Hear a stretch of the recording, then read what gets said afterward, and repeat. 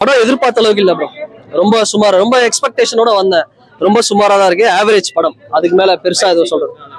Fight sequence okay தான் bro. ஒரு பெருசா எதுவும் இல்ல ப்ரோ. ஆல்ரெடி இந்த வட சென்னையில ஒரு சீன் பார்த்திருப்போம்.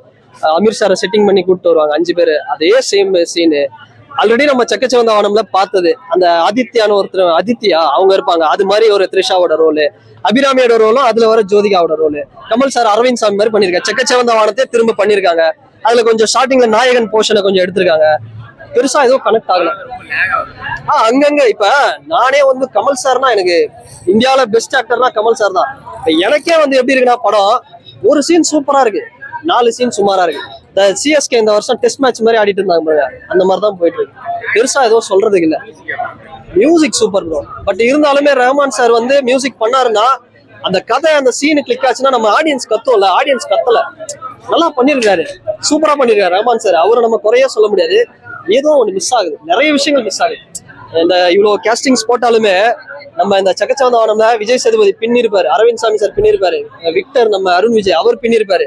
வர்ற கேரக்டர்ஸ் எல்லாமே வெயிட் காமிச்சிருப்பாங்க. ஜோதிகா மேடம் கூட ஒரு சீன் பின்னிருப்பாங்க. இதுல அது மாதிரி யாரும் பெருசா எதுவுமே பண்ணல.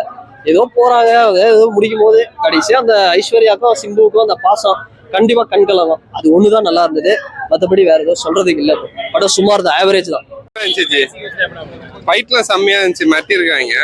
என்ன கமல் தான் வில்லன் ஆயிட்டாரு, சிம்பு ஹீரோ ஆயிட்டாரு.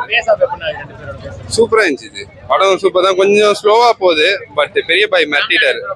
கண்டிப்பா எமோஷனல் தான். பெரிய பாய் சம்பவம் செஞ்சுட்டாரு. சூப்பரா இருந்துச்சு.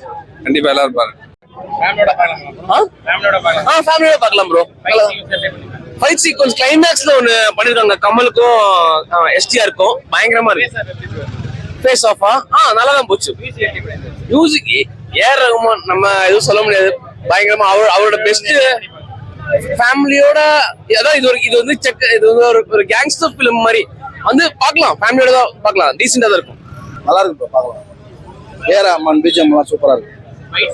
ஃபைட் எல்லாம் சூப்பரா இருக்கு. ஃபேமிலியோட பார்க்கலாம். ஃபேமிலியோட சூப்பரா இருக்கு. அவருக்கு சீன்கள்லாம் சூப்பரா இருக்கு. கமல்